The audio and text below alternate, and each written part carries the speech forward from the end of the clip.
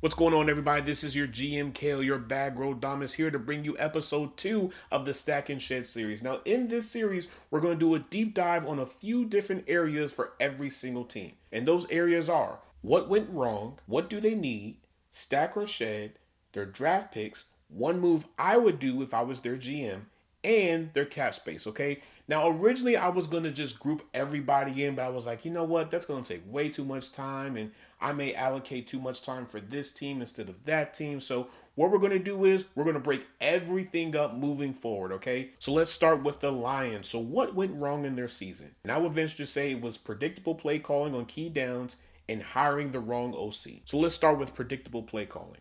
I understand that Dan Campbell's identity is aggressiveness. And I understand that it works sometimes and fails. But the problem that we're seeing recently is it's starting to fail the Lions more than actually succeed. And the reason why I'm bringing this up is as long as Dan Campbell continues to be aggressive on key downs, the Lions are going to lose those key down matchups and possibly lose key games that they need to win. Let's be honest here. The Lions are in their window. And the only way that you can maximize your window is playing smart. There's a time and place to be aggressive. The only time I should see your coach being really aggressive is in the third and fourth quarter. Outside of that, there's no need for you to be aggressive. If it's fourth down but you're in field goal range, kick the field goal, get the 3 points, who cares? But if it's third and 8, well then guess what? You may have to do something a little bit different. But what you don't do is just be super aggressive all the time because defenses are going to pick it up and then they're going to have a counter for it. And we see it all the time. It was cool when it was the first 2 or 3 years of Dan Campbell's tenure with the Lions, but everybody knows what to do against Dan Campbell. I don't care if you have Amon-Ra St. Brown. I don't care if you had Randy Moss. I don't care if you had T.O. It's not going to solve anything. You don't believe me? I got some stats to back it up. According to Sumer Sports, the third down conversion rate without Ben Johnson is 213 attempts for 87 conversions, which is 40.8%. Their fourth down conversions without Ben Johnson is 117 attempts for 20 conversions, which is 17.1%. I'm not saying these things just to say these things. I know what I'm talking about.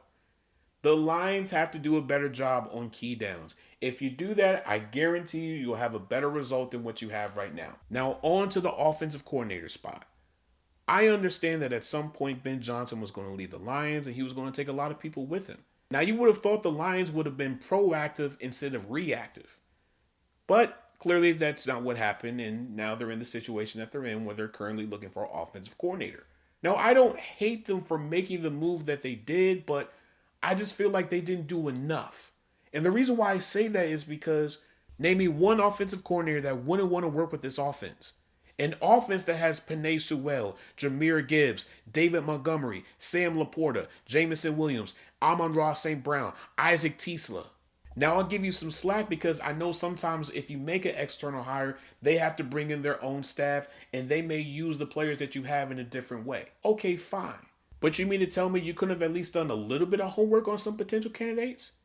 If you brought in 2 or maybe 3 people just to poke their brains just to see how they would use this person and that person, okay, fine. That shows me that you're open to new ideas. But what you don't do is make an internal promotion and think, okay, we solved the problem. No, you didn't. All you did was just put a band-aid over the situation and say, you know what, we're going to deal with that in the future. And see, I would have a problem with this if the offense didn't have a lot of weapons. But this offense has a lot of firepower on it. So you need to bring in somebody that knows how to maximize multiple positions to the fullest of their extent. And we saw that there were points in the season where the offense wasn't playing their best. There was a point in time where Dan Campbell took the play calling from John Morton. Anytime that happens, your play calling was trash. Now, with that being said, what do the Lions need? And that is a new offensive coordinator and a right tackle. Now, with the offensive coordinator spot, that's a little bit tricky. I know they brought in a couple people. Mike McDaniel, they're supposed to be bringing in Arthur Smith fairly soon. I think they also brought in Cliff Kingsbury as well. Now, out of the people that they're probably going to bring in, I would say Mike McDaniel is the best choice.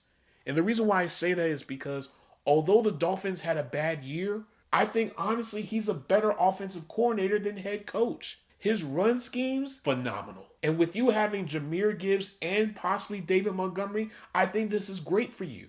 Although the personality stuff might be a little bit weird because like he's a little bit quirky and nerdy, and Dan Campbell is like alpha male. We're gonna run through this wall. We're gonna enforce our will on everybody. Like it's gonna be a weird combination, but when they get on the field, they're gonna be great. Okay, now when it comes to the right tackle spot, hear me out because this goes in with the one move that I would do if I was the Lions GM, and that is draft a right tackle.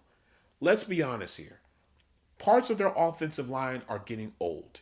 And we know that both Dan Skipper and Taylor Decker have said that this might be their last year. So with that being said, the best thing for you to do is to move Penei Sewell at left tackle, then draft you a right tackle. Now, originally I was thinking the Lions should go after a pass rusher, but once Taylor Decker has said that he's most likely going to retire, I was like, you know what? Right tackle. They need to get a right tackle right now, get this over with, and you don't have to worry about it for the next few years. Now, they could go on a free agency and spend a boatload of money on Braden Smith, but I don't think that's the best idea. I think it's just best that you draft one. But when we talk about pass rusher for just a brief moment, I think you can get a really good pass rusher in the second or third round because there's going to be a lot of pass rushers, and not all of them are going to be drafted in the first round. So if you get a high quality one in the second round, who's really complaining? Or you could trade for one, or you could pay Al-Quadin Muhammad.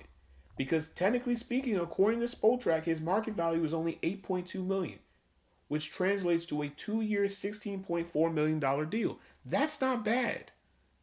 So I think you have a lot of options with pass rusher compared to right tackle. Right tackle is something that you're going to have to draft high. Now, with that being said, the question that we all need to ask ourselves is stack or shed? And I would venture to say stack. And the reason why I say that is because the infrastructure is there. All they have to do is just move some pieces around. Once they move those pieces around, they're going to be right back to playing productive football. Yes, it was expected for them to have a down year once Ben Johnson and Aaron Glenn left, but they have a chance to get back on straight street. Now, I'll be honest, your division is going to be a lot more competitive now. The Bears look like serious contenders. The Packers are no slouches. If Micah Parsons didn't get hurt this year, they probably would have beaten the Bears and would still be in the playoffs right now. So I understand that there's a lot of frustrations within the Lions fan base, and rightfully so. But you guys have to be patient because let's be honest here. You still have the pieces. All of your top players are in their prime. All you have to do is just address the few holes on your team. Once you do that, you're going to be fine. And as long as everybody stays healthy, which I have a theory about why their secondary can't stay healthy, but I can't prove it. So I'm not going to talk about it in this episode. But if there's more information that comes out about it, I definitely will. But all you have to do is just maintain the course. If you maintain the course, everything is going to be fine. As long as you don't do anything stupid in the draft or in free agency, everything is going to be fine. Now, with that being said, you're going to have 7 draft picks. You're going to have your first, your second, you're not going to have a third, you're going to have your fourth, you're going to have your fifth, you're going to have 2 6th-round picks and a 7th-round pick. That's not bad at all. Honestly speaking, you can use some of those picks to move up in the draft or down in the draft depending on how the board falls. Who's really complaining? Not to mention, you're going to have $71.6 million in cap space, which technically speaking, you could create more if you move some money around. So you're in a really good spot. All you have to do is just have an honest conversation this offseason and really ask yourself, what do we need to get over the hump? How can we get over the hump? And what decisions can we do to get over the hump? Now, some people will say those are easy questions to answer, but in actuality, it isn't. Because honestly speaking, you're going to need to have some uncomfortable conversations.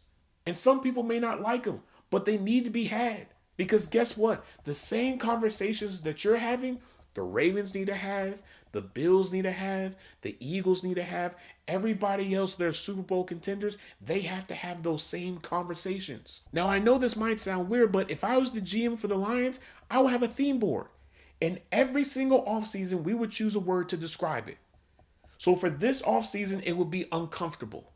Because we need to have uncomfortable conversations about the entire landscape of the roster. I don't care who's your favorites. I don't care who you're close with. It doesn't matter because at the end of the day, we are all here for one thing and one thing only. And what is that? To win a championship. And the only way that you can do that is if you have uncomfortable conversations. Conversations that are going to have you think twice, maybe three times about every decision that you make. So instead of you saying, oh, we need to go after this big free agent pass rusher, you need to think twice about it. You need to ask yourself, is this pass rusher going to get us closer to winning a Super Bowl? If we draft this prospect, is he going to get us closer to the Super Bowl?